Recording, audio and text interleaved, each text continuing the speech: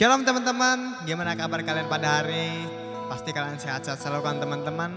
Oke teman-teman, pada hari ini kita ingin mendengarkan firman Tuhan. Kita mau lebih serius lagi, kita mau angkat satu pujian, Yesus Kau Kebenaran. Ini setiap kami Tuhan, pakai setiap kami Tuhan Yesus.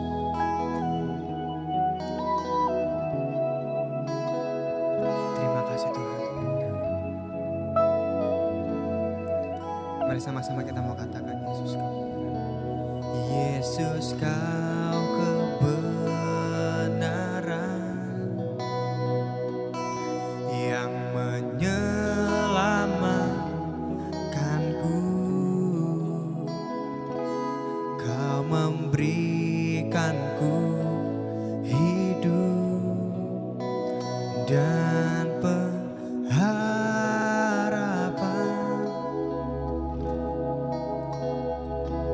Ku ikut kehendak-Mu, ku perlu anugerah-Mu. Ku nyatakan janjiku kepadamu.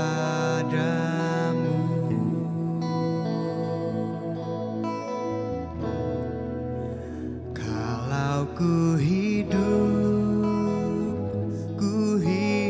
bagimu, hatiku tetap menyembah-Mu. Dunia tak bisa menjauhkanku dari kasih-Mu.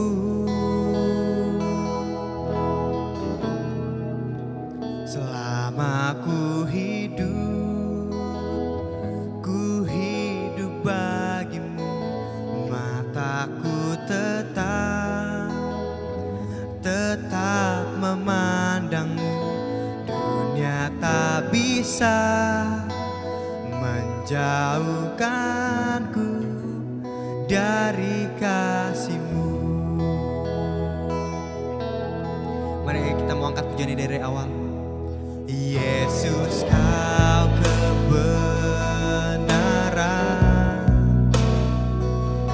yang menyelamatkanku. Kau memberikanku hidup dan pengharapan.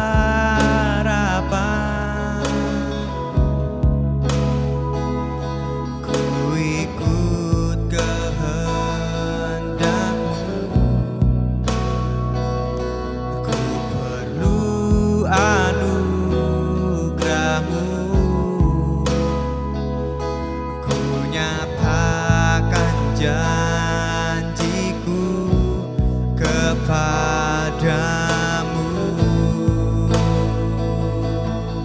Oh, kalau ku hidup bagimu, hatiku tetap menyembah-Mu. Dunia tak bisa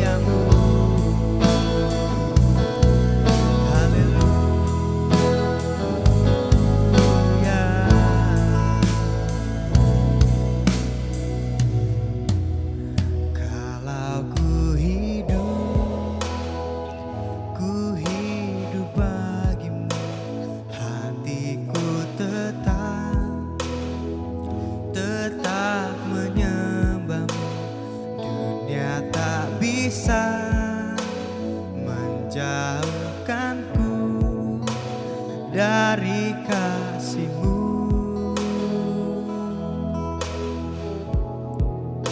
Selama ku hidup bagimu, mataku tetap memandang. Dunia tak bisa menjauhkanku dari kasih-Mu. Dunia tak bisa menjauhkanku dari kasih-Mu. Dunia tak bisa menjauhkanku dari kasih-Mu.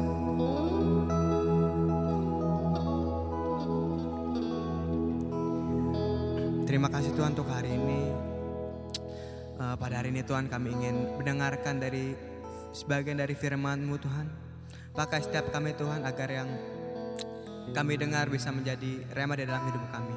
Terima kasih Tuhan Yesus, terima kasih hanya di dalam nama-Mu kami telah berdoa dan mengucap syukur. Haleluya, amin. Puji Tuhan, shalom. Dimanapun kalian berada, teens dan youth Raja Wali. Sebelum kita dengar firman Tuhan, kita mau berdoa dulu ya. Mari kita berdoa. Bapak, terima kasih untuk hari ini. Kami mengucap syukur karena keberadaan kami semua kasih karunia Tuhan. Biarlah hidup kami juga senantiasa dipenuhi oleh firman-Mu. Seperti sebentar kami akan mendengarkan dan mempelajari apa yang Tuhan mau sampaikan kepada kami. Dan kami percaya firman-Mu akan mengubah cara berpikir kami, cara pandang hidup kami, dan bahkan seluruh kehidupan kami. Berkati kami Tuhan, berkati anak-anak muda-Mu, anak-anak remaja-Mu, biarlah setiap kami boleh mengalami perjumpaan Tuhan dengan firman Tuhan ini. Kami berdoa dalam nama Tuhan Yesus, amin. Ya, hari ini kita akan belajar tentang satu hal yang sangat penting di kehidupan kita, tentang future, masa depan. Biasanya di usia-usia kalian ini, umumnya bertanya sama teman atau orang tua, nanti kalau ke depan lo mau jadi apa? Kalau Upin Ipin bilang cita-cita, yuk mau apa ke depan gitu. Dan parah ya kalau kalian gak punya cita-cita, ya mau gimana aja lah hidup ini, terserah lah kemana mengalir. Wah gawat itu. Orang yang udah gak punya cita-cita sebenarnya sudah meninggal sebelum waktunya. Jadi penting yang namanya itu punya ke depan apa yang menjadi masa depan saya. Ya. Nah tapi yang perlu kalian catat juga bahwa biasanya di usia-usia kalian itu banyak mengalami apa yang namanya ketidakpastian tentang masa depan. Atau akhirnya jadi membuat khawatir. Khususnya bagi anak-anak yang lulus SMA ya. Apalagi di situasi saat ini nih, situasi COVID gitu. Ya. Gimana nih? Keadaannya seperti ini dan gak menentu. Ya. Dulu saya juga ngalamin hal yang sama, lulus SMA terus saya pikir aduh mau gimana nantinya ya. Begitu waktu kuliah statusnya masih jelas, mahasiswa men gitu ya. Tapi begitu lulus kuliah siapa yang mau terima saya kerja. Tapi bersyukur karena saya percayakan masa depan saya ke dalam tangan Tuhan. Sehingga begitu saya lulus kuliah saya langsung ditempatkan di alma mater saya. Bekerja di sekretariat dan terus mengajar dan terus sampai hari ini ya. Nah, tentu kalian juga gak mau dong punya masa depan yang tidak pasti. Harus ada kepastian. Tidak boleh sama dengan orang-orang dunia. Nah, kita akan lihat apa yang dikatakan Alkitab tentang masa depan. Ya.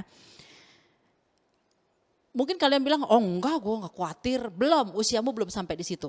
Anak SD, SMP biasanya ya masih main-main ya, nantilah itu dipikirin gitu ya. Nah, hari ini kita akan lihat apa yang dikatakan Alkitab, Amsal 23 ayat 18. Amsal 23 ayat 18 bilang begini. Karena masa depan sungguh ada dan harapanmu tidak akan hilang.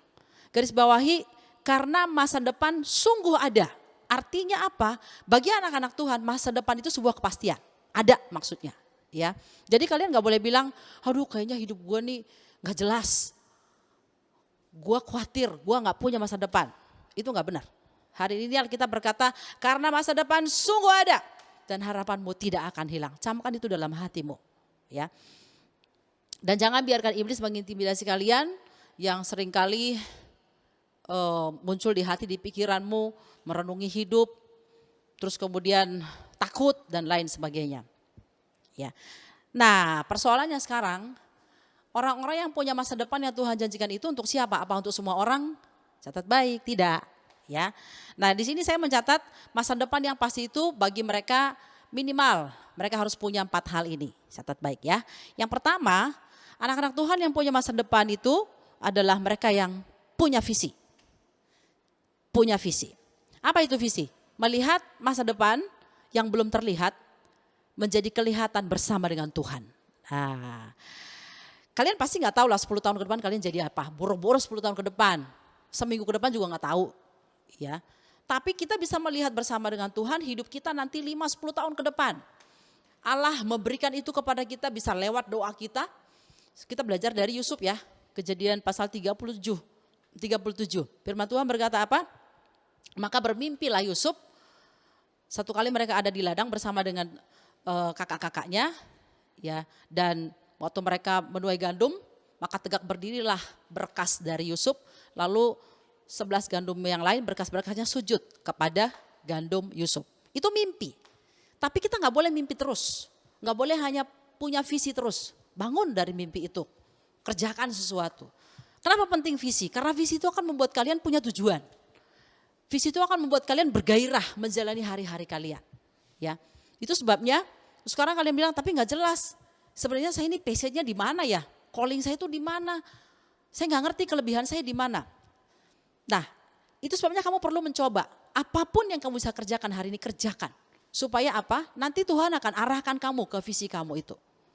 Ya, saya dulu waktu masih SD, SMP gitu ya. Saya kan dari kampung, wong desa gitu. Jadi waktu metik kopi dari pagi sampai sore itu saya sepanjang hari itu saya nyanyi di kebun kopi. Sampai papa saya bilang, wah kamu kalau direkam udah 3 kaset. Tapi saya nggak tahu, akhirnya memang Tuhan arahkan bahwa kemudian saya menjadi seorang yang senang memuji Tuhan, jadi worship leader ya. Dan Tuhan kembangkan itu kemudian karena saya terus bawa berlatih, akhirnya saya temukan visi saya, bukan saya hanya bisa menyanyi, tapi saya juga mengajar tentang hal itu kepada orang-orang di present worship. Ya. Dan akhirnya hari ini bisa mengajar.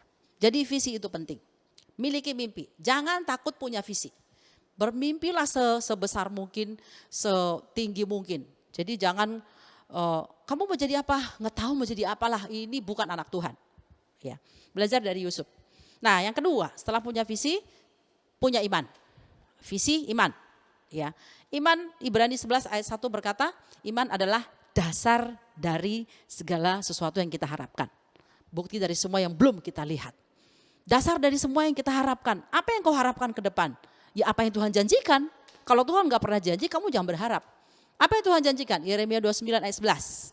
Karena aku ini mengetahui rancangan yang ada padaku mengenai kamu. Masa depan yang penuh harapan, bukan rancangan kecelakaan, tapi masa depan yang penuh harapan, rancangan damai sejahtera. Wow, itu janji Tuhan. Berharaplah kepada janji Tuhan itu. Percayai janji Tuhan itu, sehingga kamu bisa hidup di dalamnya. Sehingga kekhawatiran bisa pergi dari kehidupanmu karena kamu pegang firman Tuhan. Pegang janji Tuhan. Sehingga kamu dengan pasti menjalani hidup ini. Nah gimana supaya kamu bisa bertumbuh dalam janji Tuhan?